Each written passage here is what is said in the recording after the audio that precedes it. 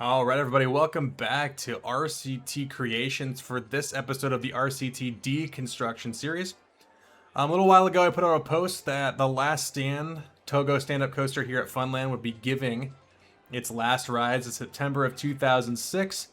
And if you saw the last episode of RCT Construction, we have completed the GCI wooden coaster for this park, which is set to open in March of 2007. Meaning that Last Stand has been standing but not operating since September of 2006. So it's been sitting here for about 2.5, 3 months here at this point.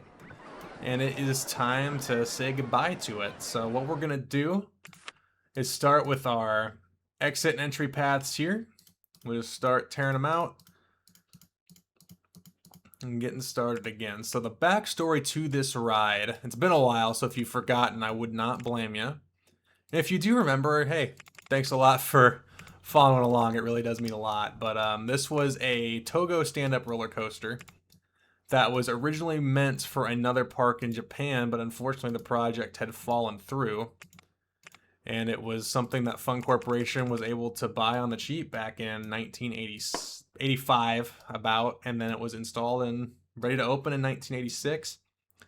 The ride itself is a spin-off of the TOGO Astro Comet layout with just a slight modification, and that modification being the turn back to the station goes under the lift as opposed to going out and then underneath the first turn.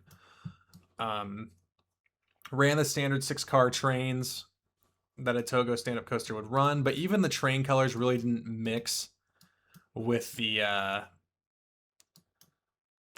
theme of the ride, because if you look at the oriental section here, Funland, you have the red paths, the pagoda buildings, which are different colors. Meanwhile, the trains for this ride were red and blue, so they were pretty generic, which some parks in Japan during that time period would just kind of put stuff together, which is kind of fun, but there really wasn't a whole lot tied to it. But don't get me wrong, there are some Japanese parks that really do a really good job putting stuff together. Nagashima Spa Land kind of being a prime example, Fuji-Q Highland being another. Those are two parks I would really like to visit at some point.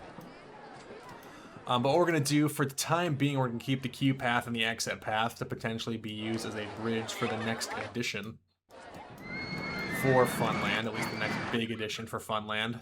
The Last Stand being removed to make way for a new edition, but for the time being, we're going to start ripping the track out. We're going to go ahead and get rid of our transfer and start kind of slowly picking apart the support structure here. Again, to go with the story, so Fun Corporation purchased this ride fairly cheap, but it was not designed for the terrain it was on. And originally when I had built this, I had like leveled the terrain and just kind of got rid of all the character the terrain had underneath of it, and I kind of got thinking I really didn't want to do that. So my idea ended up being, let's go ahead and keep the original supports and not change them, because this ride was designed for kind of a flat piece of land. But what we can do is maybe Fun Corporation build this giant support structure underneath so that the ride has a place to sit comfortably. And I think it ended up looking pretty cool, actually, for the most part. And I think for now, that support structure is going to remain in place. So if you see me accidentally delete a piece, it is going to end up going back.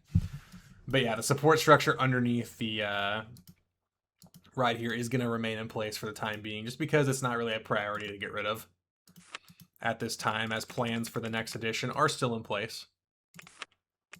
But I am really excited for the future of this series. We're past the midpoint of the 2000s and heading into the late 2000s. And we're going to start to see some really cool additions for some of these parks.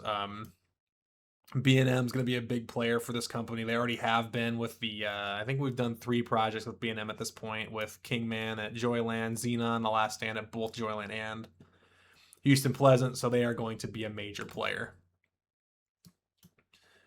in this. And I think for now, we are looking pretty darn good. I was thinking about getting a new thumbnail. I already have one. I have had to re-record this a couple times just to kind of make it fit in the way I would like. I'm very picky. But we'll start tearing that stuff out over here and probably get rid of that too. Just get it closer to that support piece there, and then start getting rid of some of this track here. Now, as you see the train driving by, something I would definitely do before doing this would be, you know, close a ride like the train because it gets so close. And in fact, it goes underneath the lift over here. So you probably wouldn't have to close it until you got to this point, but probably should have it closed. And we'll go ahead and get rid of the track in the station. And then we'll start picking apart the station building here. So with the, you know, big structure remaining in place, what I'm gonna do is leave kind of like the plot. I wouldn't even say plot, just the kind of the slab. That's the word I was looking for. The slab where the station was sitting. That's gonna remain in place underneath. So it means slowly picking the station apart, but I think it's worth it. Just to kind of keep a little bit of history. So if you've ever been to a park where you've removed you know, your local park's removed a ride, maybe removed the coaster, and there's still parts of it you can see for a little while after it's gone. Growing up, my home park, I've said it before, but it was Adventureland Resort in Altoona, Iowa. It's not even Adventureland Resort anymore. It's just, I think they switched back to Adventureland Park under Herschend, but they had removed a SDC Galaxy coaster called Super Screamer back in 1999. And for a long time, even going as a kid, I remember seeing this torn up concrete pad that the train would drive by. And it actually was the plot that Super Screamer formerly occupied. And it just had remained there for a long time. And I always thought that was kind of cool. So I kind of want to keep that going, especially in a series for realism like this. So maybe for a couple years after the closure of Last Stand, after the ride's gone, you know, maybe this support structure stays in place for a little while before, you know, they start redeveloping the area around it. So I think that's what we'll do. Leave a couple Easter eggs for the time being. I don't think this will make it to the end of the decade because we have some pretty exciting plans in place for this park. Funland definitely being the flagship of the Fun Corporation. You really want to make sure you treat it well and keep things fresh while also still kind of trying to keep that nostalgia in place. So we'll rip out the queue path underneath the lift here. Get rid of some of that. Maybe leave the trench there. And heck, the trench might end up staying after the future edition goes in place just because, you know, it's another one of those Easter eggs you can see. I just happened to go back. I rewatched the first episode of the Fun Corporation series just to kind of see the difference between what Funland looked like back then and what it looks like now. And if you get the chance, not to just shamelessly self-plug, but go just take a peek. Don't even have to listen to me talk like you're doing right now because I know I can be a little bit much. But go back and watch and just look at what the difference between this park was back then and what it looks like now. I mean, it's crazy how much we've put into this and just how different things look. And I had to have like a basic structure before I started the series. And I still am kind of kicking myself that I didn't record the construction, but I was really happy that we got Houston Pleasant in. But at this point, I think what we do is cut off the bottom of the first drop from the loop. And then what you could do is potentially topple the loop over towards the train tracks there. But first, let's get rid of this fence so it doesn't bury it in the ground if you were to topple it. Whoopsies. Cannot select the right thing. But just the difference in what this park was, and even when like the Last Stand went in, the difference between what the park was at that point and what it looks like now. For Funland, it's kind of funny. Only one flat ride, if you even want to call it a flat ride, has been removed, and that was Minetown Boating, which is actually where Iron Horse is right now. Is the only flat ride, but we've removed like 4 coasters. I think at this point we relocated Mini Mania. Ring of Fire's gone. Sandstorm is also gone. A couple Schwarzkopf's no longer here. This being the 4th coaster that we're ripping out. So now what we've got left, we have the lift hill. So what we can do now is topple the loop over. But as we're getting close to the final demolition of the Last Stand, what I want to do, and I'll do it here in just a second after we get some of these lift catwalks out, because this is where we're just going to start using the tile just to topple the whole thing. But we'll look at it right now. I'll open it right here. But through its 20-year career here at Funland, 2,846,462 riders.